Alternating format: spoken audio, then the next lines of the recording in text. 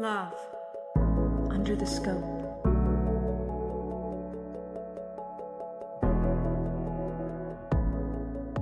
Welcome back to another episode of Love Under the Scope.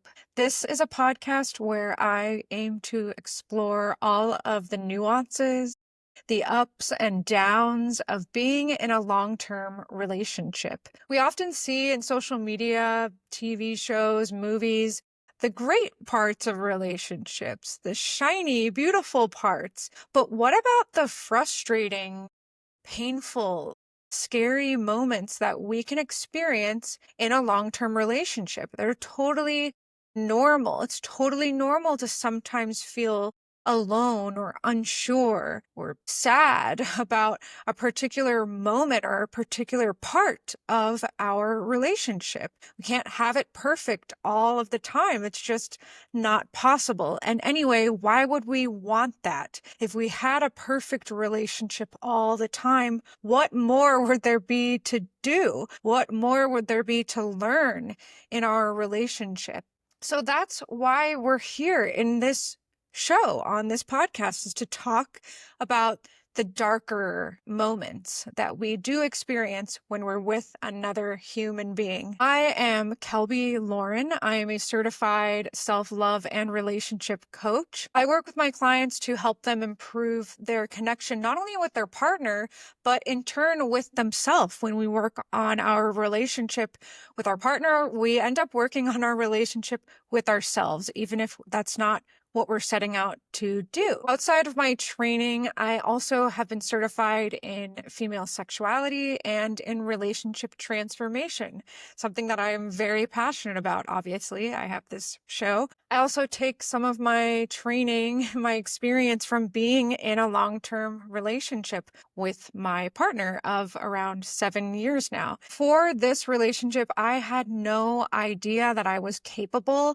of finding someone like my current partner who I could share a really beautiful, deep connection with and feel actually loved, real love that includes trust, support, cherishing each other, celebrating each other, and what I like to call becoming sort of a power couple. Not to pat myself on the back, but that is really where I put a lot of my prioritization is into my relationship. Same with my partner, although arguably I am especially fixated on making sure that we are doing what we can to foster connection, love, support, communication, and fun and play. We are both people who love to have fun and love to play. So this is one of my life's passions, the topics that we discuss on this show. Speaking of, today's topic is toxicity in relationships. What does a healthy relationship look like versus a toxic one?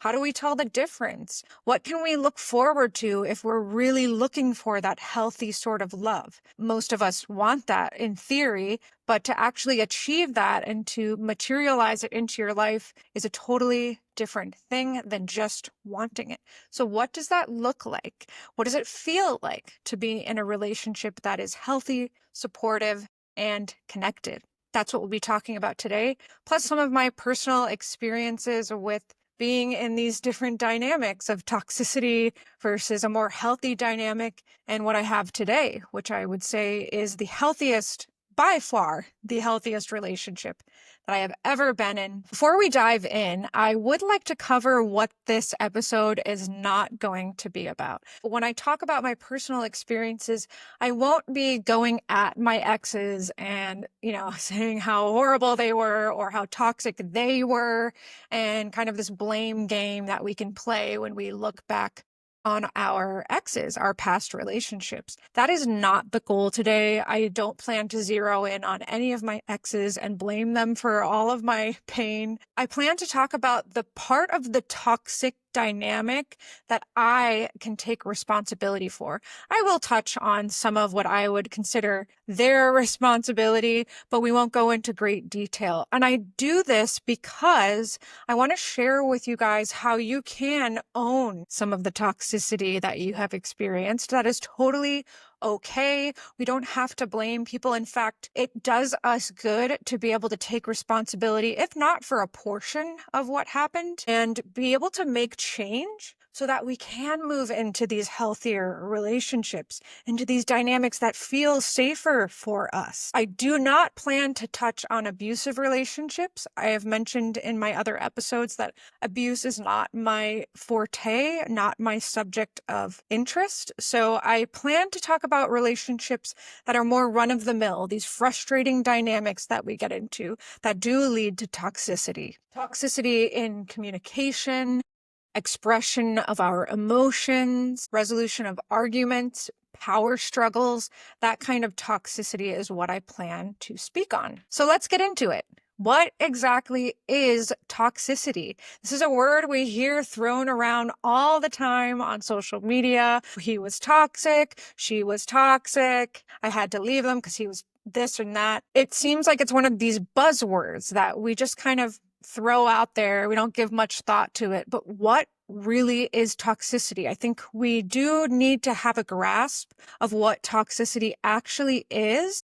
Although it can take many different forms, it can feel different ways in different relationships. It is something that we maybe don't want to just slap a label on it without getting into what does toxicity mean for us. I'll share with you my definition of what toxicity is, and you can decide for yourself if it feels true for you or not. In terms of this episode, toxicity would be any behavior or dynamic in the relationship that cuts off or actively destroys connection between the two partners. Usually it leads to some kind of resentment or animosity in the relationship, this festering feeling of something that is just dark, it feels wrong, we feel stifled, we feel attacked, maybe we feel guilty. It creates these very frustrating feelings. And usually there is a pattern associated with them, some kind of dynamic that we keep playing out over and over and over again until it actually gets cemented into our being that this is normal. Even though it feels so uncomfortable, I do not like it. It's not right for me. I have accepted it as normal. In my experience, toxicity can stem from some of our childhood experiences, perhaps even traumatic experiences that we've had later on in life that have embedded certain behaviors or dynamics into our body, into our being. We have brought those wounds into the relationship and now they are bleeding out. It could be that it's not just your childhood patterns, your childhood wounds, your ways of dealing with things as a child, but it could also be that your partner has brought their childhood patterns, their reactions to trauma, their behavioral patterns into the relationship. And now we have a toxic dynamic formed. An example could be, I grew up feeling that it was safe to bottle up my emotions and not make a scene, not rock the boat. Therefore, I process my emotions by holding them in and shutting down. My partner expresses his emotions by exploding. And so now we have this dynamic of he explodes, I shut down. He explodes even more because I'm shutting down. I shut down even more. And there's an example of a dynamic that could just keep getting deeper and deeper and more ingrained into the relationship to the point that we have so much resentment, so much that has not been said, so much that has been shuffled under the rug that we are not looking at. And now it's just this ugly, festering thing that we don't want to talk about. It's the big elephant in the room. Toxicity isn't always what we think. We may have the inclination to blame one member of the relationship and say that was their fault. The toxicity was stemming from them. When we look back on our exes, we might say he was toxic. We want to put this toxic label on the other person, anyone but me, because that makes it easier for us to digest that it wasn't a me problem. It's nothing that I need to face. It's them. The problem with doing that is if we keep labeling toxic, toxic, toxic, it doesn't give us the chance to look at our own stuff, the shit that we bring to the table that definitely could be toxic. None of us are perfect. None of us had the perfect childhood. Therefore, it's likely that we all have a little bit of toxicity in us. I can't say that I've ever met a human being who was a perfect communicator, who always knew how to connect with their partner at all times, to be the perfect listener, to understand their partner at every single layer. Okay, I could go on and on. Nobody is the perfect partner. That doesn't mean we have to be full-blown toxic all the time, flinging our shit around and making people deal with us, and that's okay. My point is just that we can all be toxic at different parts of our lives, especially in different relationships where there are going to be different dynamics. We might have been a little bit more toxic in the second relationship that we ever had versus the fifth relationship. Also could depend on our age. If we're young, it can be hard to take responsibility, take accountability. We're immature. We're emotionally immature. We don't understand yet what is our shit that we are bringing to the table and what is everyone else's shit. Generally, in a toxic dynamic, we cannot blame just one person. We may be able to say 90% of the toxicity was coming from that person and 10% came from that person, if we want to use arbitrary numbers. But for the most part, any dynamic, and I'm going to refer to this toxicity as a dynamic because it is two people. It takes two to tango. It takes two people to form a dynamic. At least two people. When we choose to blame one person, not only are we not owning up to our shit that we brought to the dynamic, but we are completely taking away our own power in the situation.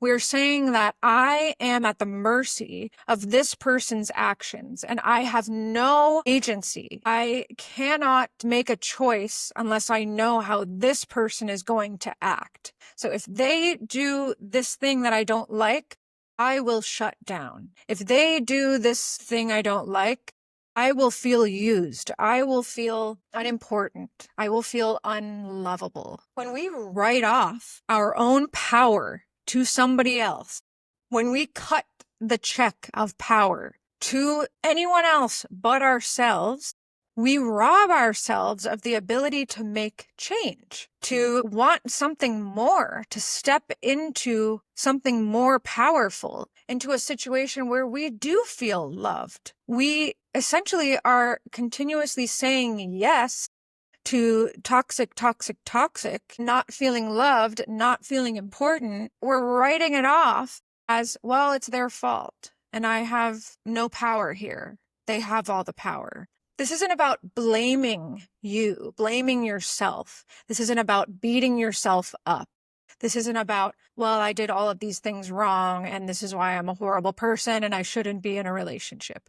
None of the topics that I talk about are about beating ourselves up, but it is about taking accountability, opening our eyes to our actions.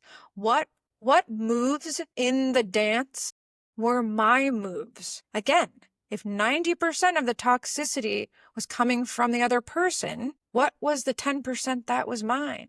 I understand how it can feel, too, to not have the confidence or the knowing of ourselves to even understand what we want in a relationship. So if we don't know what we want, we have no confidence in ourselves and what we deserve to feel in a relationship. We may end up continuously saying yes to shitty treatment from another person. We may continuously say yes to putting ourselves into shitty situations that do not feel good. It can lead to us getting stuck and settling for dynamics that do nothing for us. Toxicity could even be that we've just stopped speaking to each other. We are no longer connected. We don't know what's going on in each other's lives. We've essentially given up. Although that might seem tolerable from the outside, when you're in a dynamic like that, you know that it's painful. It is painful to come home at the end of the day and your partner does not know you. Your partner makes no effort to know you better, to come to the door and greet you and give you a kiss, give you a hug, ask you how your day was. And the connection is just not there. That is also toxic, in my opinion. I want to give you a personal example from my past to demonstrate this idea of taking responsibility for your 10%, for your 20%, whatever it is. I once was in what I'll call a situationship. I've had several of those in my past. They are fun for the time, and yet they have left me feeling quite empty, questioning what the hell even was that. And so this was one of those situationships. Now, this particular individual happened to be in and out of the city I lived in quite frequently. He would come in for a month or two and then he would leave, and there would be these months in between. Each time he came into town, there was this expectation that I would, with open arms, welcome him back with a smile on my face as if nothing was wrong, everything was great and wonderful. Deep down, I was feeling used. I was feeling unimportant. I was feeling unlovable. I was feeling like this is what I deserve. I didn't have the self-confidence yet to understand that I deserved so much more. At the time, I just thought, this is all I'm going to get. It felt like I was meant to worship the presence of this man who I had on a huge pedestal. It felt like every time he came into town, I just had to drop everything and be with him. It's not even that he told me that necessarily. It's just how I felt in my heart. It's what I felt I had to do in this particular dynamic. It was not a good feeling. Probably lasted for a year and a half until I finally cut the cord. Up until then, I was not willing to cut the cord. And so here's my 10% or 20% or, even 30, 40%. I'll own up to more of this. That I accepted feeling like shit. I accepted feeling like I had to be a worshiper. I accepted that I had to be ready to go whenever he was in town. I had to, again, with open arms, welcome him back into my home, welcome him back into my life, stop everything and be with him. I was saying yes to essentially feeling like a sexual doormat, and it did not feel good. And finally, after a year and a half, I had been doing a lot of work on myself. I had been getting older, getting more experience. I think I had maybe casually dated another guy or two. And I finally told him, no more. We are essentially done here. So that's just an example of how we can take responsibility for some of the things that we have allowed to happen to us. I want to emphasize we're not beating ourselves up. We can compassionately look at our own actions, what we were willing to accept, and decide no more of that.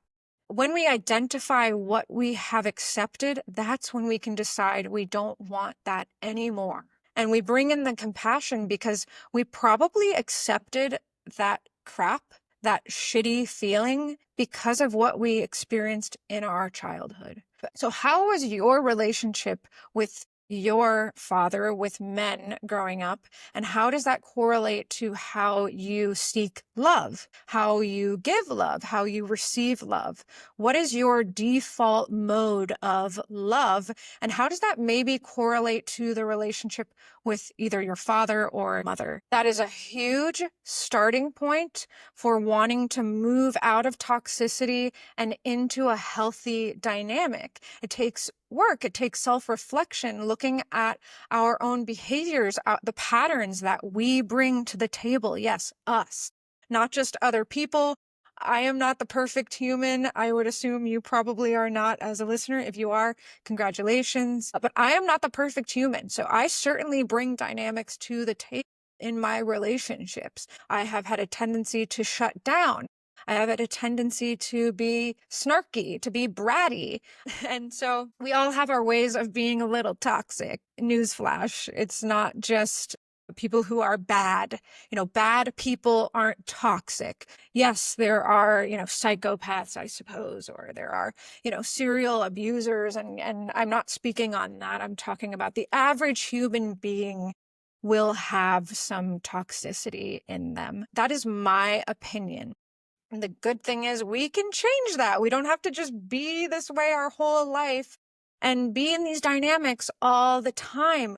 We don't have to accept being in frustrating dynamics. We do not, but it does require reflecting on our past relationships. If we're in a relationship now, it does require looking at what are the toxic behaviors that I bring to the table? Do I criticize my partner undeservingly? Do I shut myself away when I don't want to communicate? Do I withhold affection? Do I withhold sex? What am I doing that is bringing a little spicy sprinkle of toxicity to the relationship? We'll segue from this little example that I gave you of this guy who was coming in and out of town, and we'll go into my experience with toxicity as a whole. This is how I've learned about toxicity in general and how I have moved away from it very slowly throughout my dating experience. Before I dated my current partner, we're actually engaged now. So before all of that, 7 or so years ago, I had 4 serious relationships. I say serious, but most of them lasted about a year or so. They felt serious. And then I've had some situationships sprinkled in there. I have dated older, well-established men. I have dated men who still live at home with their mom. I have dated men who were silly and goofy. I've dated men who were very serious, and I've dated men who are emotionally volatile. I've had a little bit of this and a little bit of that. If you were to look at my dating history and photos of the guys and plus their characteristics, none of them would really have much in common. I will tell you that. I really wanted to experience the rainbow of flavors when it came to dating men. I maybe unconsciously was kind of dipping my toe into these different waters and going, that one's a little too hot, that one's a little too cold. But each time I learned about what I did want in a relationship. I do like that. I want that in my future relationship. I don't like that. Don't want to deal with that again. I started dating my current partner when I was 24. So all of these relationships, the serious ones, the not so serious ones, they happened from the ages of, 17 to 23. So yeah, I was very young. I didn't know my own value, my own worth. I felt very disconnected from myself. I didn't know what I desired in a long-term relationship. I was really in the dark when it comes to understanding myself, understanding the dynamic that I wanted. I constantly felt like a victim. If not to my partner, then to life itself. I'm a victim of life. I'm not allowed to have fun. I don't deserve to be loved. Everybody else is allowed to have these wonderful, fulfilling relationships except me. I don't deserve that. We could get into why I felt that way. That's another episode. Well, childhood baggage, years of believing that I was basically worthless and didn't deserve any kind of happiness, all stacked up to my dating life and enter my toxic relationships. In those relationships, those 4 serious ones, and then some of the situationships, I really learned a lot about myself. I learned how I give and receive love in my default mode. I learned how I can self-sabotage and how I can get jealous and hurt very easily. So I noticed how emotionally reactive I was to things that were quote unquote happening to me. I was constantly this victim of life. XYZ happens. Now I'm going to shut down and curl up into a ball, and everything is meaningless and pointless. My emotions were basically in the driver's seat, and all of the other parts of me were just taking a ride with my crazy ass emotions that were like whipping me around, dragging me over here, dragging me over there, making me believe drama that wasn't really happening, causing me to self-isolate. I cried alone a lot in these times, not just because of the men I was dating. They weren't, attacking me or anything. I was attacking myself with my beliefs about my relationships and about the world. If you've listened to any of my previous episodes, I have talked about how I have a propensity to shut down and to want to go away and run when I am feeling emotionally activated. So I did a lot of that in my past relationships, shutting down, not speaking. My first boyfriend, we got into an argument or something, and I was very emotional and I was very shut down. I was just locked up tight. And it took him about 3 or 4 hours of asking me what was wrong to get any kind of answer. I felt like there was a wall in my throat that I could not speak my emotions. You might label this as toxic if you were looking from the outside in, but being in it felt so difficult. It felt like I could not get out. I was powerless to my own emotions. Yeah, my exes weren't perfect. Yeah, they did some shitty things. Add to that my own attacking of myself that kept me locked into these dynamics, that kept me feeling helpless, wanting somebody to save me. That's what I was doing whenever I looked for a new lover or a new partner. It was save me from life, please. But newsflash, nobody can save you. Nobody, even if they wanted to, they could not save you. You have to save yourself. And that starts by looking at your own shit, looking at your own conditioning with compassion. In the end, after all of these experiences with these different people, I basically walked away feeling lost. I desperately wanted somebody to validate me. That's what I was looking for in every relationship. Save me, validate me, make me feel worthy, rather than wanting actual connection, which I arguably did want. What I was looking for, what I was programmed to look for from childhood, was for somebody to validate me. Here's another newsflash. Your partner can support you in feeling validated. Your partner can tell you validating things. Your partner can act in a way that feels validating, but you will have to validate yourself. You will have to create validation in yourself in order for your partner to be able to water that part of you. So you create the seed of validation, of worthiness, of deservingness, and your partner can help you water it, but you do have to create it. It's like if somebody keeps telling you that you're beautiful, but you don't really feel beautiful, does it actually get across to you? No, it goes in one ear and out the other.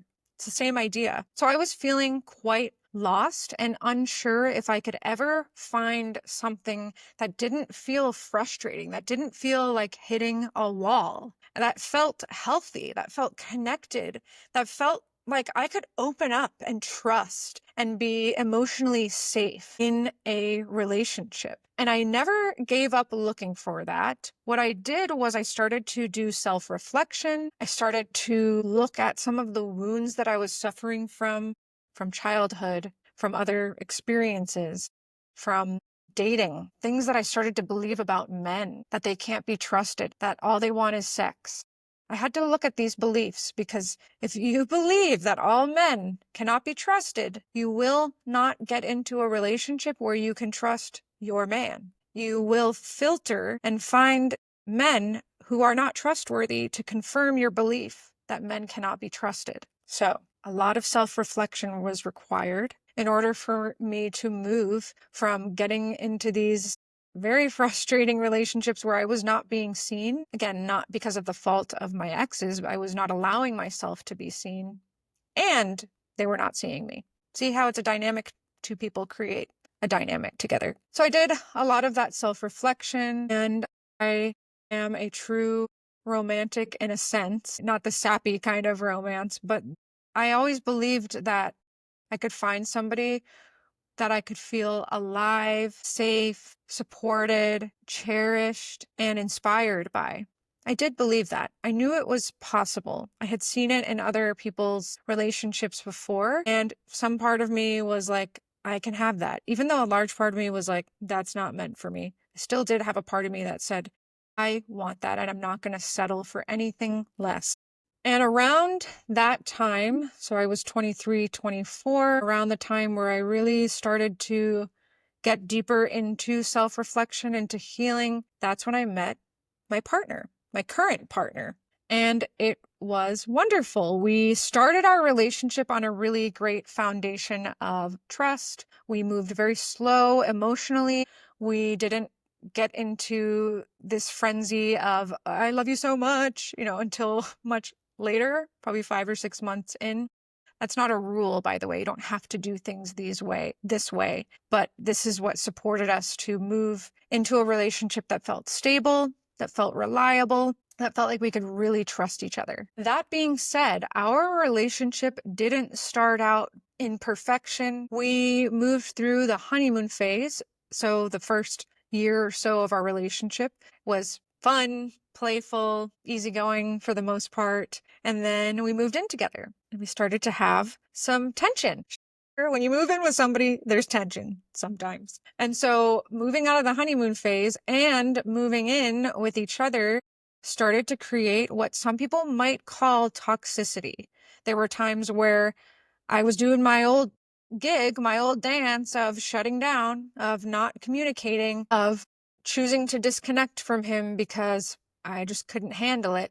And he was doing his own dance too. The way I see it is the beginning of our relationship after the honeymoon phase was us working through some of our shit together. So that toxicity, it had to come up at some point. So it's better that it happened at the start, most likely, because it forced us to take a hard look at what the hell was going on and to really address it and not shuffle it under the rug. Because if we did that, I think we knew the whole damn thing would implode. It behooved us to have the toxicity come up because it allowed us to sit down and talk about it, to consciously work through some of this shit that was coming up. And both of us could get pretty spicy when we got into our arguments. We definitely were not the type to just be quiet about things. I'll put it that way. So we had some fun moments together in our arguments, but I would have it no other way. Truly, I wouldn't change a thing. And that is because of where it has led us today. I do not advocate for you to get into a relationship, it ends up being toxic, and then you either just throw it all away without giving it another thought, unless the person is really that horrible. And I also wouldn't advocate for toxicity comes up and you go, well, that's supposed to happen, and you don't put any conscious effort into breaking down what's going on. We want to be with the discomfort if we can. If toxicity is happening, can we shine a spotlight on it? And can we see what is happening between these two people, between me and my partner? We've got this dynamic. Maybe it's good for the most part, but there's this toxic part of it. Whenever this thing happens, he does that and I do this. And then in response to me doing this, he does that. And so on and so forth. It's going to keep happening if we're not willing to lift up the rug and put a spotlight on it. And I'm going to tell you right now, it's not always pretty because a lot of the time it requires us to own some of the shit that has been swept under the rug as ours. But it is the best thing we can do to delineate, this is what I'm bringing to the table. This is the dynamic that I bring from my childhood. This is how I used to cope with stress. And now I'm bringing that into this relationship. And here's the dynamic you're bringing, maybe from your childhood, from a previous relationship. And here is how those two dynamics, those two modes are coming together and creating toxicity. It doesn't feel good. It doesn't feel right. So can we take a look at it?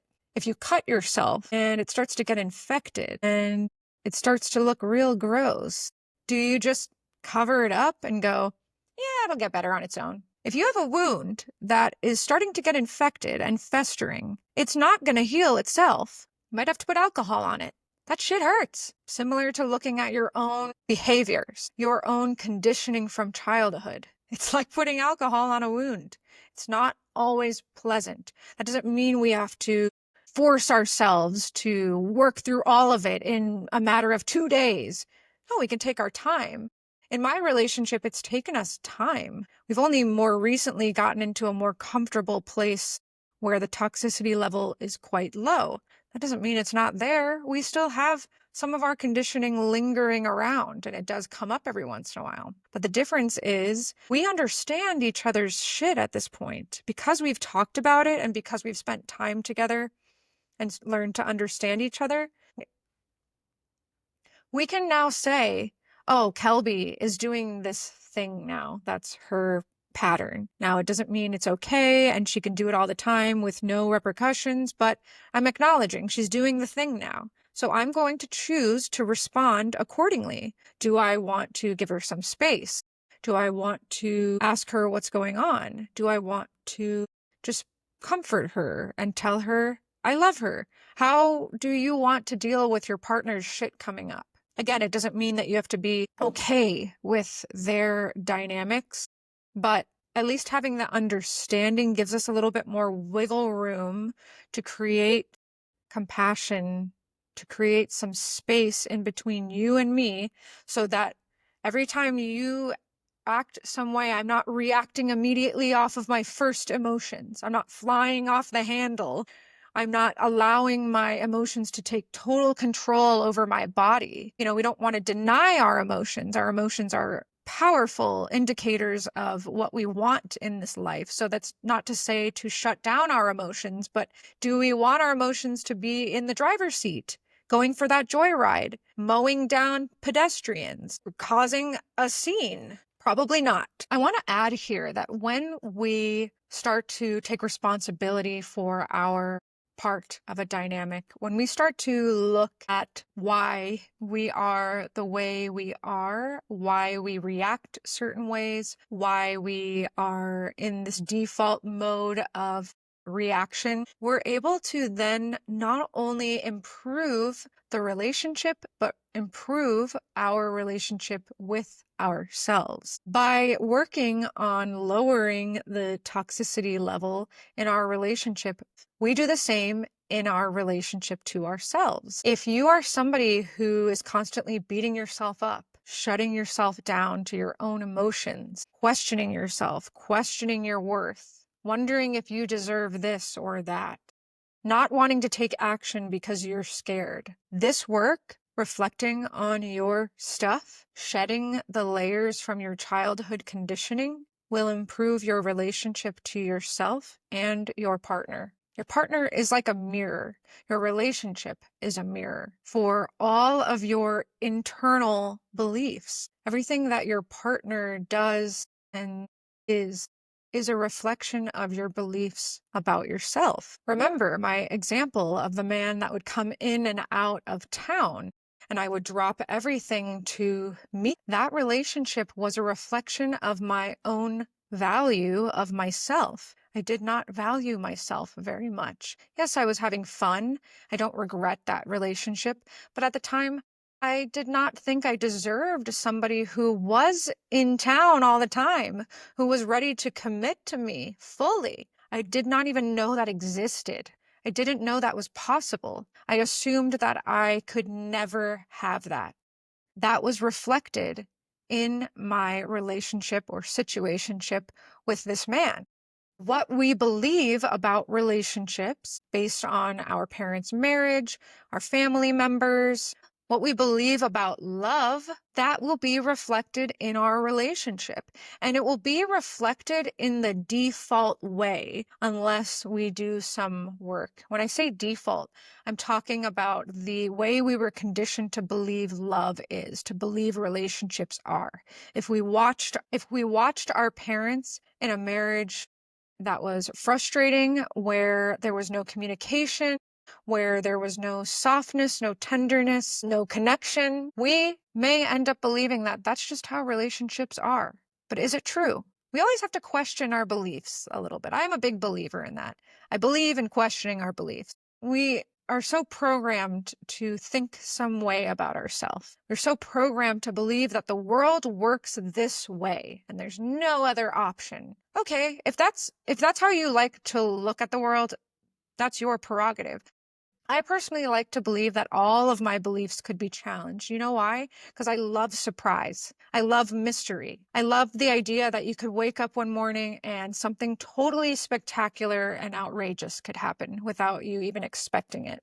I love the open freeness of not knowing everything. Why would I want to know everything? Why would I be in this life? Why would I get up every day if I knew everything? If I knew the truth about everything? Why would I wake up in the morning and get out of bed? I get out of bed every morning because I wonder what could happen today. The same goes for relationships. Back before I met my partner, I think the healing and the self-reflection that I did before I met him allowed me to move to this place where I just was open.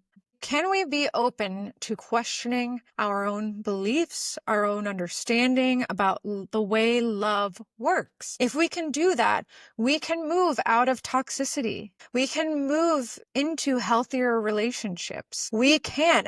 Every single person on this planet has the ability to be in a relationship where we feel connected, we feel communicated with, we feel seen, we feel inspired. And it's not going to be that way every second of the day. It's not going to be always perfect and wonderful. That's the whole point of this show. We will have challenge.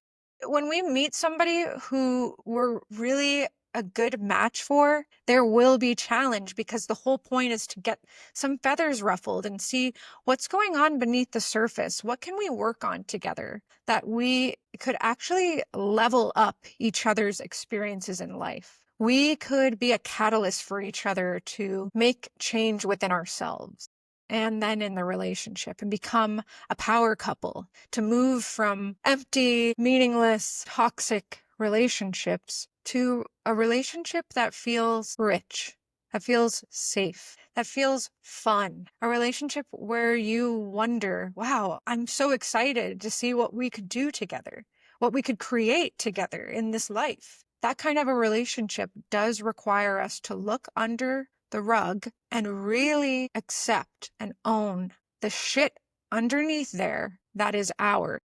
It can really help to do this work with a coach like myself. I help my clients to look under the rug and to see the things that feel terrifying to look at. But once we do look under the rug, it's not that scary, especially with the help of an outside person like myself who has experience in guiding people to shed some of these layers, to look at their own shit with compassion. We always want to do this with compassion.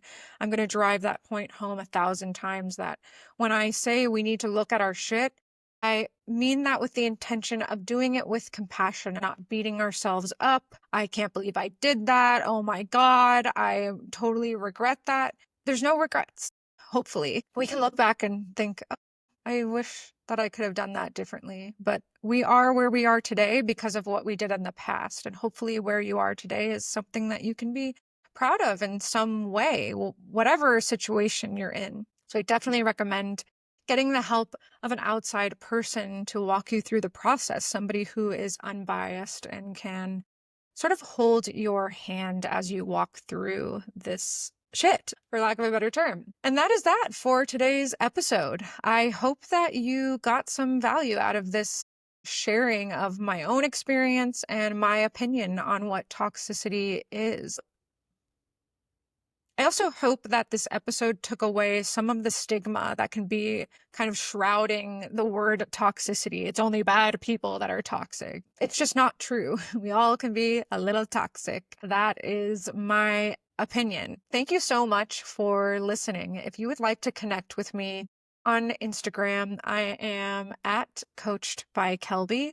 If you would like to reach out by email, I am coachedbykelby@gmail.com. You can send me any questions that you might want to have answered on the show. I will reply anonymously. I am wondering what you guys would like to hear more about. So please do give feedback on Instagram, by email, and I thank you once again for listening. I will see you next week.